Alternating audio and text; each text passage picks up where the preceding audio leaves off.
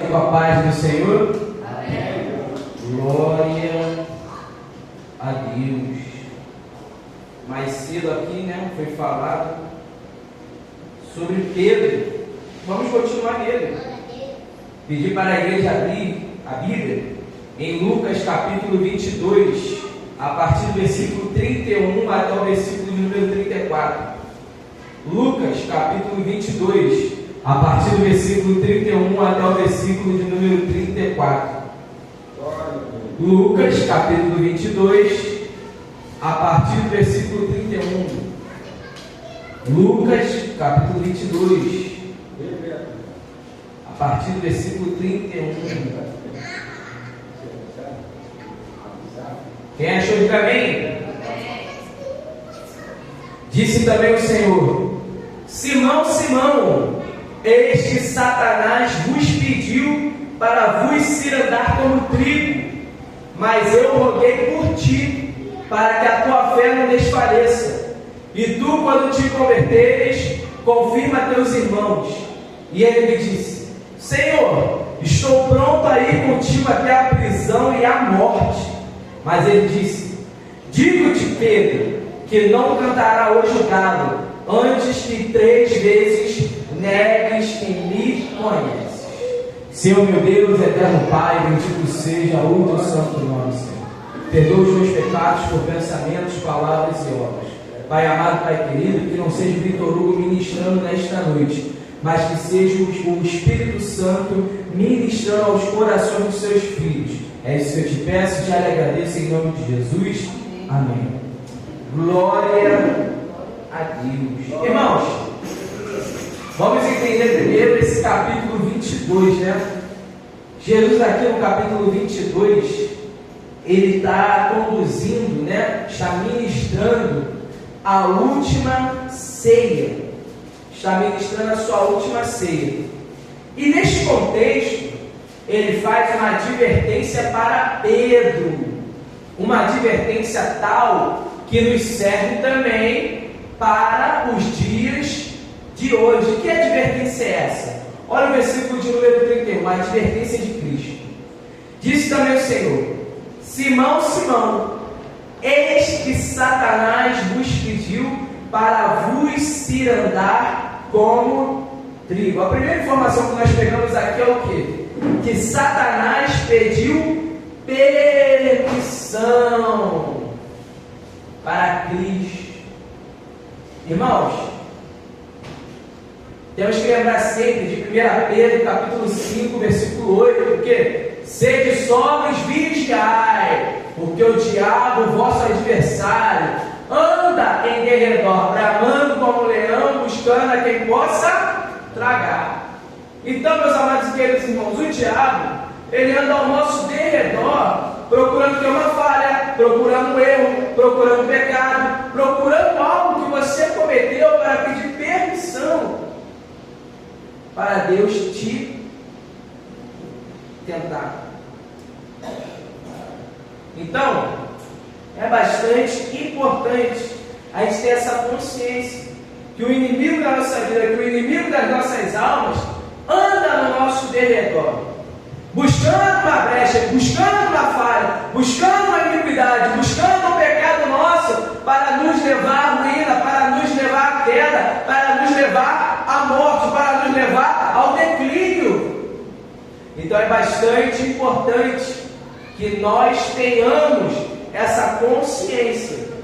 Mas além disso, nós temos que pegar esse versículo o quê? Que ele pede o quê? Permissão. Permissão. Não há 1 centímetro na terra, deste mundo, que pertence a Satanás, irmão. Tudo ele tem que pedir permissão. Tudo ele tem que pedir permissão a Deus. Então, irmão, uma coisa para você ficar tranquilo no teu coração, que é a soberania de Deus sobre todas as coisas. Que Satanás, ele não pode tocar em você. Por livre e espontânea vontade, não pode. Tem que pedir sempre, permissão do alto para fazer algo contra os filhos de Deus. Primeira coisa que nós pegamos. A segunda coisa, eis que Satanás vos pediu para o quê? Vos andar como trigo. Cirandar aqui é o que? É dançar? Não. É peneirar. Peneirar como trigo. Ou seja, Satanás aqui estava pedindo permissão a Cristo para peneirar todos os discípulos. Todos os discípulos. E essa expressão é muito interessante. Por que Cristo usou essa expressão? Essa expressão ela descreve que é um processo agrícola antigo, onde o trigo era colocado numa peneira grande e ali ele era chacoalhado fortemente. Para o quê? Para separar o trigo do joio e das impurezas, né? Ficar o trigo e ir embora, né? Vamos dizer assim, saíram as impurezas e você mantém o que? O seu trigo. Então Satanás aqui está pedindo para tentar violentamente para separar o que? O genuíno do falso. Porque uma coisa é você confessar o Senhor com a tua boca, outra coisa é você confirmar isso com as suas ações, no seu dia a dia, na hora da adversidade, na hora que o aperto vem, na hora da batalha, na hora da guerra, na hora que vem, né, sobre você uma calamidade. Então Satanás está pedindo isso para peneirar. Peneirar. E se Satanás, irmão, peneirar o seu coração hoje, o que ele achará? O que ele encontrará? O que ele verá? Irá quebrar a cara? Irá encontrar um servo bom? Um servo justo? Um servo que tem amor ao Senhor? Um servo que tem prazer em cumprir os mandamentos de Deus? Ou irá se satisfazer porque encontrou realmente um servo mau, um servo injusto, um servo que honra com os lábios, mas o seu coração está longe do Senhor, está longe de Deus, está longe das promessas do Salvador? O que ele encontrará no seu coração? O que Satanás, é Satanás mesmo, irmão, encontrará no teu coração? Um servo bom, aí vai quebrar a cara. Um servo fiel, um servo justo, um servo verdadeiro, um servo que honra verdadeiramente o Senhor Jesus Cristo? Ou um servo injusto, um servo mau, um servo iníquo, um servo que está longe de Deus? Essa é a pergunta que nós temos que nos fazer nesta noite. É parar um pouco de tomar conta da vida dos outros e tomar conta da própria vida. Da própria vida. Da própria vida. Porque cada um dará conta de si mesmo no juízo final, irmão. Cada um dará conta de si mesmo no juízo final. Cada um. Vamos continuar. No versículo 32, nós vemos o que? A intercessão de Cristo. Olha só. Mas eu roguei por ti, para que a tua fé não desfaleça. E tu, quando te converteres, confirma teus irmãos. Irmãos, uma pergunta que eu vou fazer. Jesus orou para Deus para que Pedro não fosse tentado? Jesus orou para Deus para que Pedro não fosse tentado? Não. Orou para Deus para que se afastasse o cálice de Pedro? Não. Orou para que Pedro não enfrentasse essa batalha, não enfrentasse essa guerra, não enfrentasse essa peleja? Não. Olha só, eu roguei por ti para que a tua fé não desfaleça. Para que a tua fé não desfaleça. Muitas das vezes, irmãos, você vai pedir para Deus: Deus, afasta de este cálice. Mas você tem que beber até a última gota, pois é necessário para o seu amadurecimento. É necessário para você virar um homem de Deus, uma mulher de Deus. É necessário Viver até a última gota. Até a última gota. O que você tem que pedir? Senhor, me dá paciência. Me dá um refrigério, né? Livra a minha alma do cansaço. Me ajude a suportar até o fim essa tribulação, essa prova, essa peleja. Porque, irmãos, tem, né, situações que você se coloca, mas tem situações que Deus coloca também na tua vida, para que você se fortaleça, para que você se torne um homem, uma mulher de Deus, capacitada para a obra dele. E é muito importante que nesses dias você venha se brindar cada dia mais com a palavra, com jejum, com oração. Então, irmãos, Jesus aqui, ele não ora para que Pedro não fosse tentado, mas para que ao cair, ele não perdesse a sua fé. Ao cair, ele não perdesse a fé em Cristo, a fé do Senhor, a fé do Deus vivo. Irmãos, 1 Coríntios capítulo 10, versículo 13, diz o quê? Que não vem sobre nós tentação senão humana, mas fiel é Deus, que não vos deixará tentar acima do que podeis. Então toda a tentação que vem para cima de nós, ela é o que? Humana. Ela é possível da gente o que? Vencer. Você só cai, por quê? Porque você não se blinda em Deus.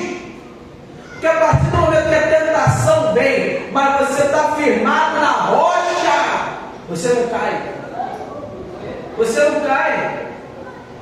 Porque a tentação é o que é humano.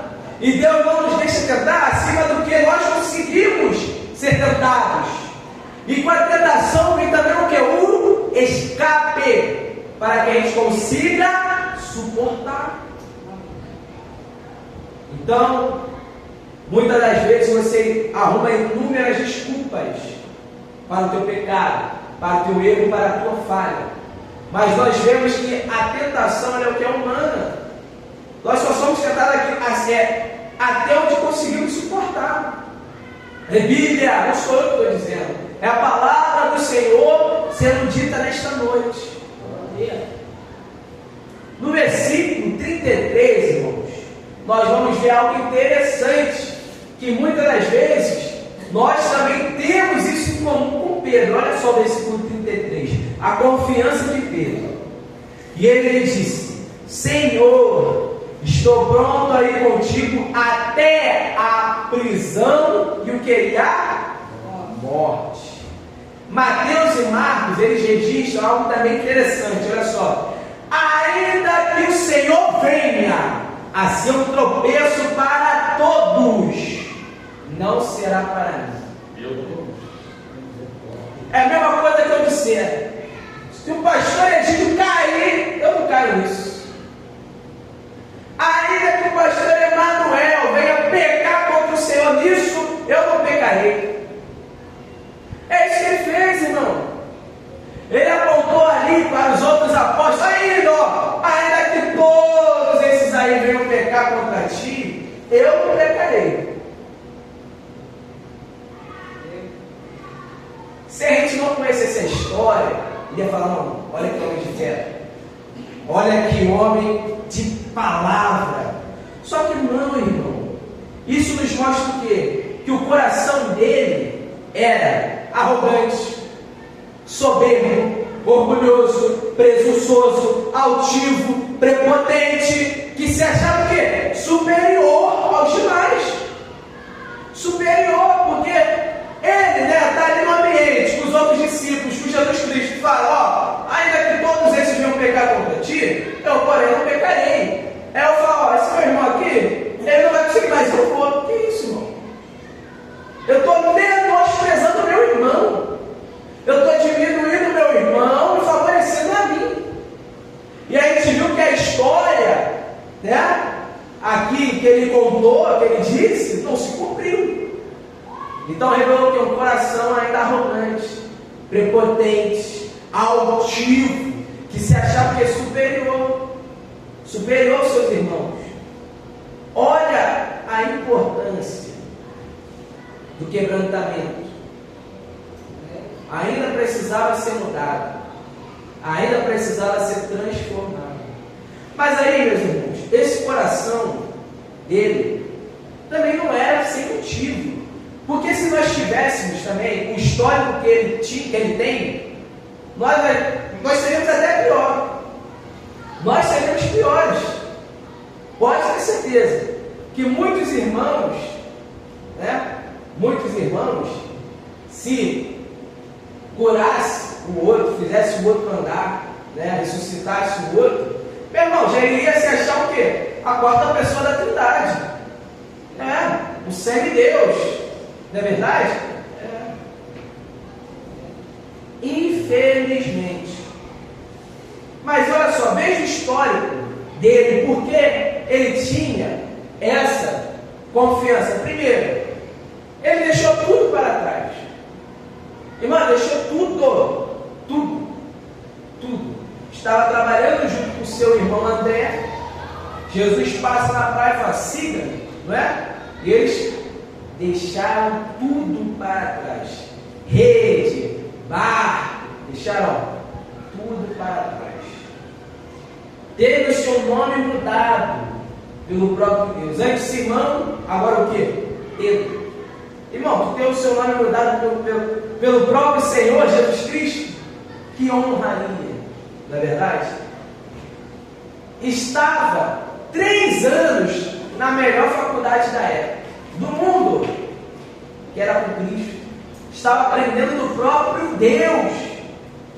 Era um discípulo do próprio Senhor, um aluno do próprio Senhor Jesus Cristo. Irmão, isso aqui, quem não queria essa marra? Quem não queria essa marra?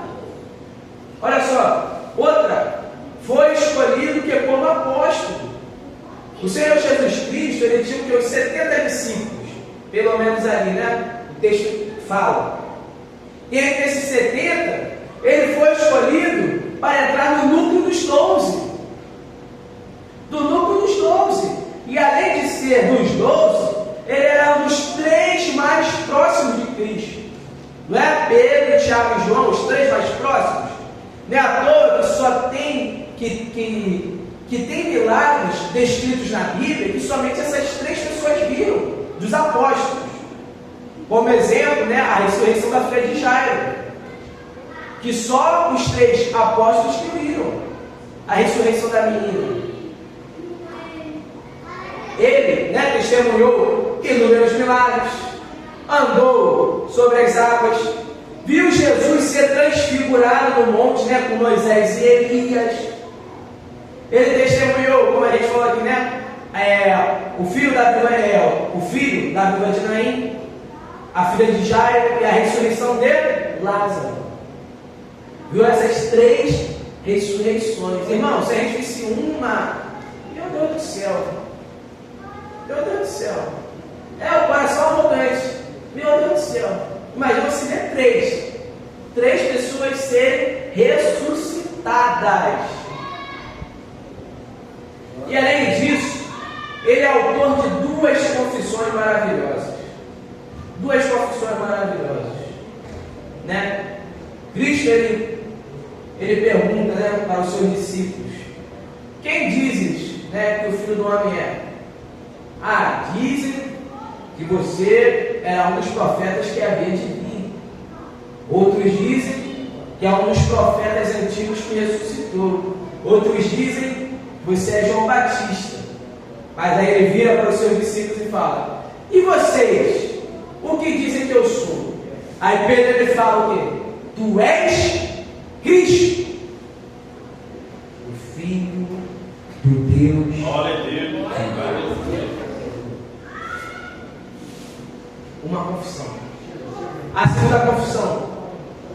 Jesus, ele está, ali pregando que ele é o pão da vida, Quem não come da sua carne, quem não bebe do seu sangue, não tem parte dele.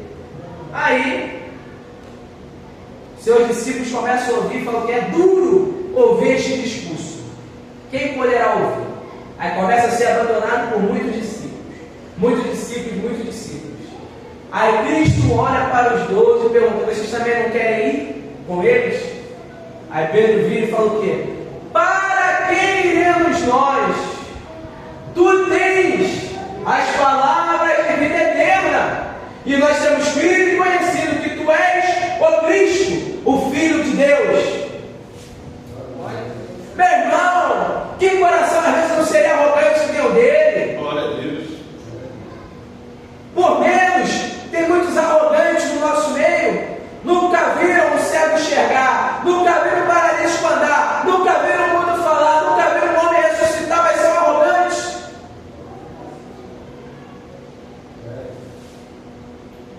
Então esse coração aqui, ele precisava ser mudado.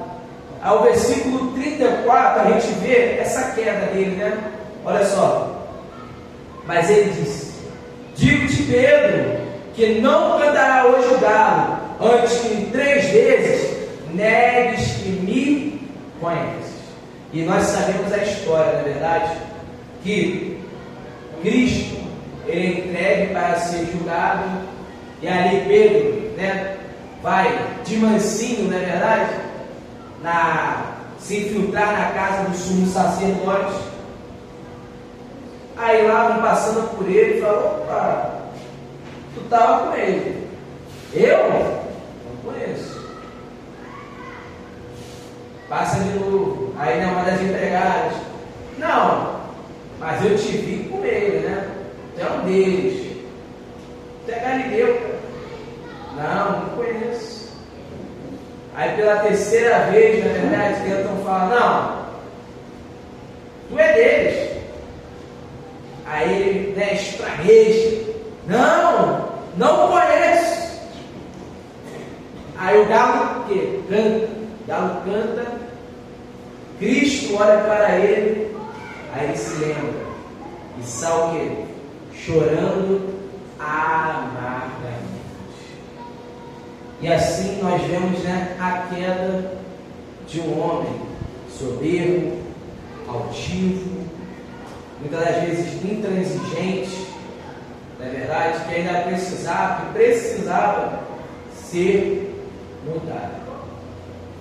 Mas a gente vai ver a transformação, a metanoia de Pedro. Agora a gente vai ver a transformação, a metanoia, a verdadeira conversão de Pedro. O que é metanoia? Mudança de mente, transformação interior, arrependimento profundo. É você pensava de um jeito, né? Mas mudou o pensamento. Aí você o que se converte. Conversão é isso aqui, ó. É mudança. Metanoia. É o que Paulo vai dizer aos Romanos. Romanos capítulo 12, versículo 2. E não vos conformeis com este mundo, mas aqui, ó, transformai-vos pela renovação do vosso entendimento, para que experimenteis qual seja a boa, agradável e perfeita vontade de Deus. Transformação, verdadeira conversão, genuína conversão. É isso que muitos crentes precisam no dia de hoje. Porque como eu falei já aqui uns cultos atrás, né, pelo IBGE, pela pesquisa feita, 80% dos brasileiros são cristãos. Tu consegue ver? Tu consegue ver esse tanto de cristão? Irmão, eu estou falando cristão, seguir os mandamentos do Senhor, se parecer com Cristo. Você consegue andar nessa rua e ver 80% de cristão no mundo? Então está faltando algo aí. Então algo tem que mudar. Algo tem que acontecer. Não é verdade? Então não foi transformado. Então não experimentou isso aqui, o que é a metanoia, a mudança profunda, a mudança de mente. Aquela mudança que não passa com o tempo, aquela certeza que você tem absoluta. Bora lá? Como aconteceu a conversão de Pedro, não é verdade? Primeiro, o galo que canta. Quando o galo canta, o que acontece? Ele tem o que? A consciência do seu pecado. Que muitas das vezes é o que esse pessoal e nós precisamos ter. A consciência do nosso pecado, a consciência do nosso erro, a consciência das nossas práticas pecaminosas. Por quê? Porque o pecado nos cega. O pecado nos cega. Quem está sujo se suja mais ainda. Quem está imundo, fica na imundícia cada vez mais. Então, primeira coisa que ocorre quando acontece a verdadeira metanoia, a consciência do pecado. Você entender, meu Deus do céu, eu sou um pecador, eu sou um homem depravado que precisa da graça para ser salvo. Primeira coisa que aconteceu, que é a consciência do pecado, a consciência dos meus erros, a consciência das minhas más obras, das minhas más decisões. Tomar o que? A consciência. A segunda coisa que ocorreu na conversão de Pedro, ele chama o que? Amargamente. Isso aqui demonstra o que? Arrependimento profundo. Além de você ser consciente do seu pecado, não adianta você ter a consciência. Eu entender que eu sou um pecador, eu entender que eu sou um depravado, eu entender que eu preciso de Cristo, eu também preciso de me arrepender desse meu pecado, me arrepender desta minha condição pecaminosa, que é totalmente diferente de você sentir o que? Remorso. Porque o arrependido, ele olha para o quê? Para o pecado dele e se lamenta por isso. Já o remorso não. O remorso ele olha por quê? A consequência do pecado. O que o pecado trouxe, mas não o pecado em si, mas sim o que ele causou. Aí sente o remorso. E quando você sente remorso, tu não muda. Quando você comete o pecado, comete a iniquidade e vê, aí você chora, Meu Deus do céu. Mas aí você larga, aí você comete de novo. Tu sentiu remorso, tu não sentiu arrependimento. Porque quando a pessoa se arrepende, ela o que? Ela larga o pecado dela, ela larga o erro dela, não é verdade? Aquele que traía, não trai mais. Aquele que roubava, não rouba mais. Aquele que furtava, não furte mais. É isso. É o arrependimento profundo, verdadeiro. Não sentir remorso. Porque o remorso, eu fico chamando o pecado de volta para mim. Chamando ele de volta. Isso aqui é remorso. Isso aqui não é arrependimento. Arrependimento é o que? Você fez, conscientizou, não é verdade? Conscientizou. Arrependimento, largou. Remorso é totalmente diferente. A consciência, estou consciente. Mas aí eu vejo que foi a consequência. Eu pequei, aí aconteceu isso. Aí por ter acontecido isso, aí eu fiquei, senti remorso. Não arrependi. Então a gente vê, bora lá, Pedro.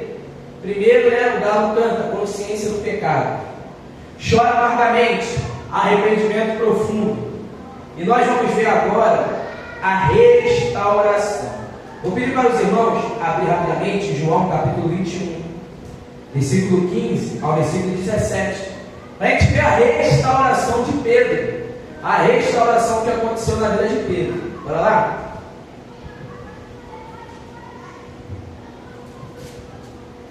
E depois de terem jantado, disse Jesus a Simão Pedro: Simão, filho de Jonas, amas-me mais do que estes? Irmãos, antes de continuar aqui, eu preciso alertar os pormenores desse texto.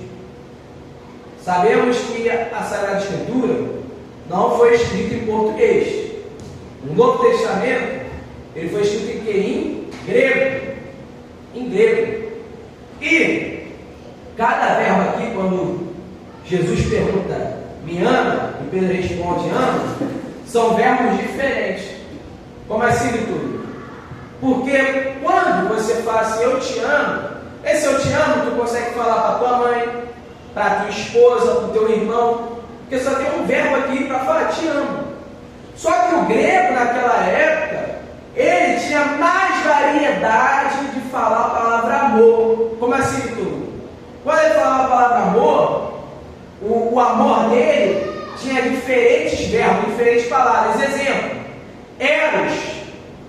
Eros é o que? É o amor romântico.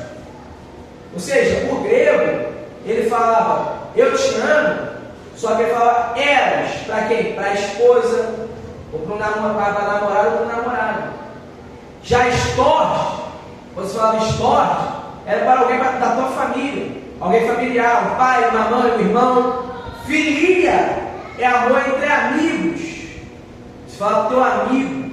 Já o aga é aquele amor que é o amor sacrificial, supremo, perfeito, elevado, que é o de João 3,16. Porque Deus amou o mundo de tal maneira que deu seu Filho unigênito, para que todo aquele que nele crê não pereça, mas tenha vida eterna. Quando?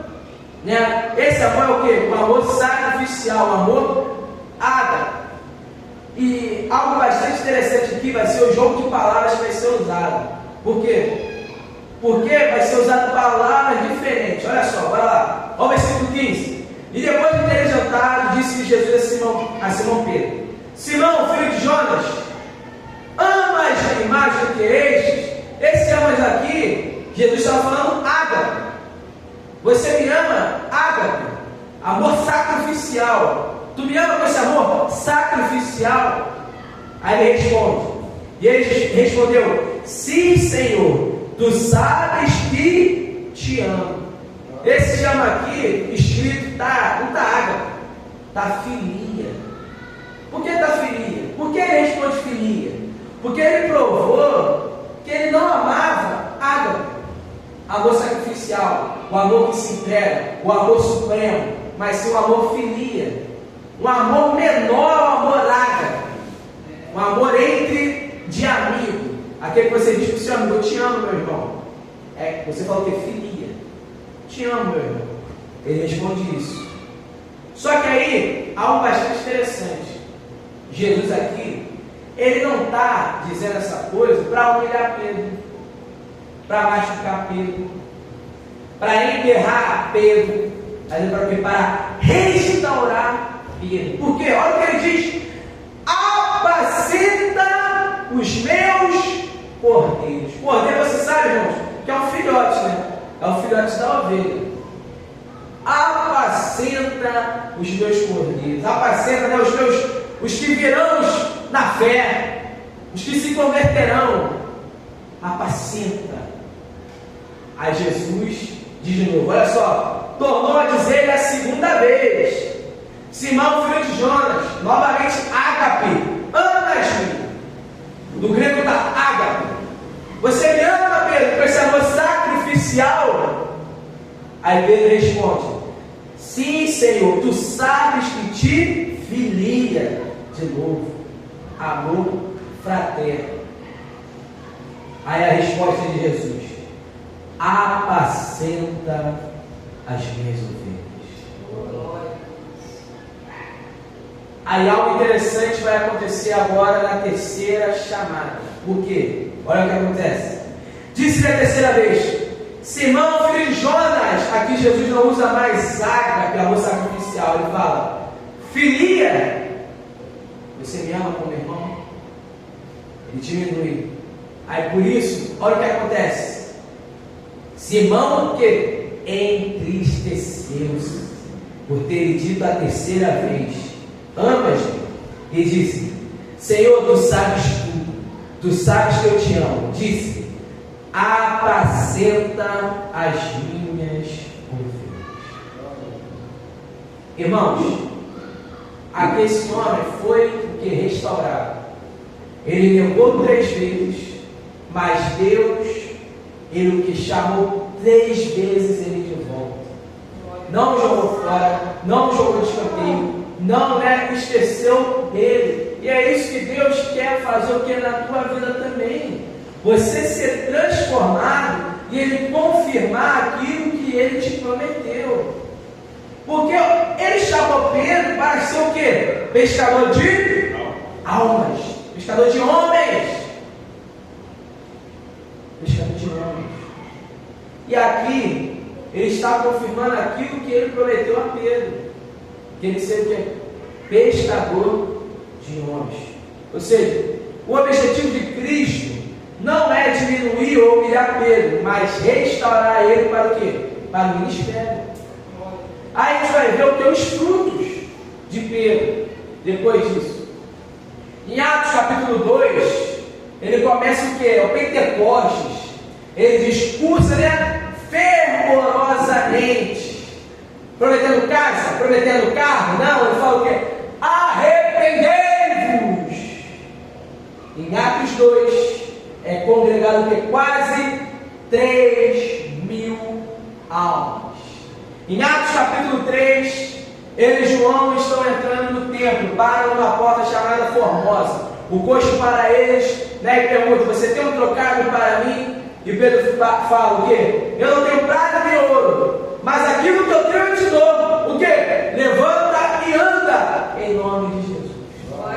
E aí o coxo se levantou, que não era mais coxo, e entraram e adoraram ao Senhor. E por conta disso, em Atos capítulo 4, ele consegue arrebanhar o que? 5.000 almas para o rei. Esse homem que era arrogante, esse homem que era altivo, esse homem que se achava superior demais é transformado. Em Atos capítulo 5, a sua sombra curava. Glória a Deus, aleluia. Pessoas vinham de longe só para passar pela sombra de Pedro. E a sua sombra curava. Ele é o homem que em Atos capítulo 9 fala: Tabita, levanta-te. E ela ressuscita dos mortos. Então, irmãos, esses são os frutos de quem é restaurado. E ele fecha a sua história com uma coroa de justiça. Por quê? Terminando em Eusébio de Cesareia, vão dizer que o apóstolo, ao se confrontar com a morte, preferiu o quê? Ser crucificado de cabeça para baixo, sobre a alegação de que ser crucificado como seu mestre seria uma grande honra para quem o havia legado.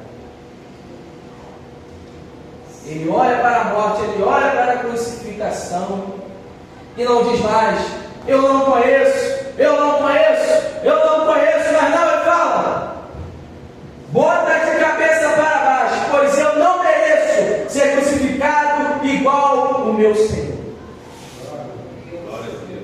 Que conclusão, irmão, nós podemos pegar desta pregação? Que precisamos ser mudados, transformados, pegar o que é a verdadeira metanoia na nossa vida, a verdadeira transformação na nossa vida, a verdadeira mudança, a certeza que não passa com o tempo. Amém? Ficamos com esta palavra. Agradeço minha rica oportunidade em nome de Jesus.